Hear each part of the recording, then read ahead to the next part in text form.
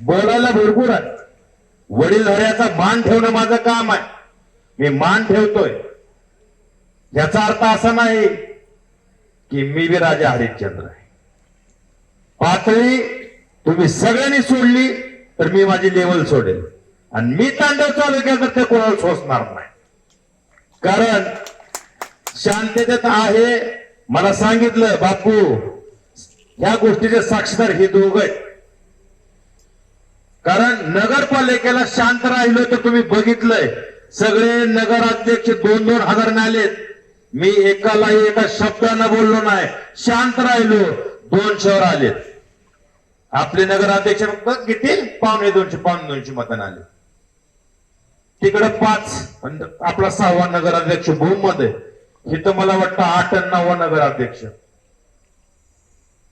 शिवसेना फक्त बोललो नाही,